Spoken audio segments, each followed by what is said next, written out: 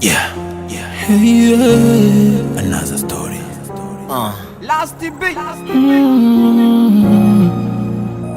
Panya Msela Mbuko boy. Okay.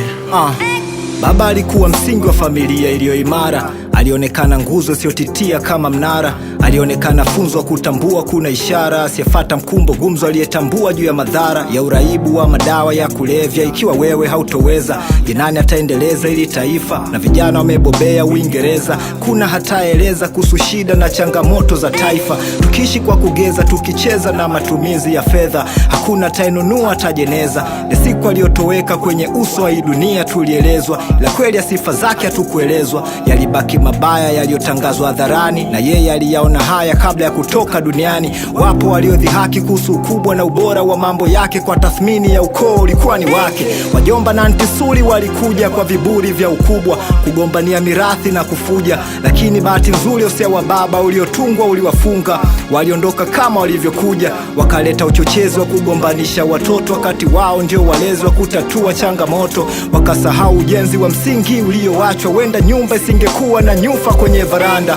Utu ulitutoka, uhasi ulisogea, wenyewe kwa wenyewe mali tuligombea. Hakuna aliyeweza ukweli kuelezea, maana hata viatu vya baba kwa mama vilipotea. Nyumba haina thamani, thamani tuligombea viti, amani ilipotea. Jahazi likienda mlama, hakuna wakungojea. Hakuna aliyewaza shamba kijani kilipotea. Ila sasa ni tambe furaha na kusamehe. Hapa nyumbani kwetu, wasia wa baba yetu dadie. Oh, nakumbuka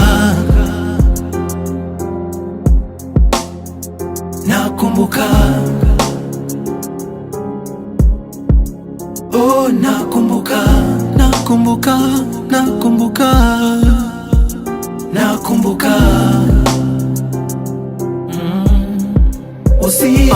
Baba alisema vita ya uchumi ni ngumu sana, tumwombee uhai kwa Mungu akipambana. Yalipotokea maradhi kutishia uhai wake, alituambia kuhusu matibabu na madawa yake. Alituhusia tusiibe ndani, kupeleka nje. Bepari ndio mdudu hatari kumshinda nge.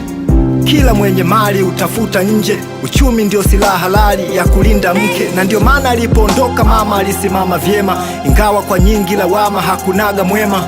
Uchumi ulisimama ukasimama tena, ingawaje pesa hazikuonekana. Walisema alikuwa kichwa kwenye familia, anayeongoza future, fikra ya Mtanzania. Hakutaka tuonewe na kila mpita njia, na kila walipofika kichwa aliziba njia. Tukiendekeza kuchinjia kukwa wa wageni wanaokuja, wakisha kuku kwetu hawatokuja. Ni bora wachukue mitetea walete kwa banda letu, wakipandwa wachukue wa kufuga. Tukitaka kuwa na nguvu ya uchumi kwa kufuga, tuwe makini na wahuni wasichunge kwenye mbuga. Wakija wale wezi ndani ya zizi na kuvunja, tuongezee mabanzi ya kuziba na kufunga.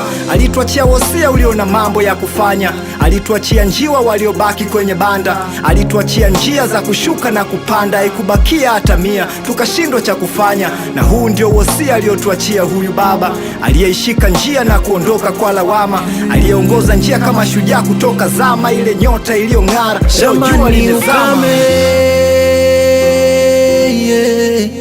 Ila sasa ni tambe furaha na kusamehe. Hapa nyumbani kwetu, wasia wa baba yetu dadie. Oh, nakumbuka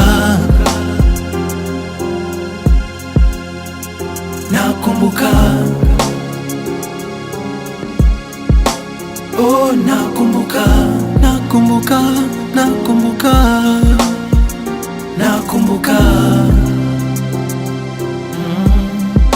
Usia wa baba yetu.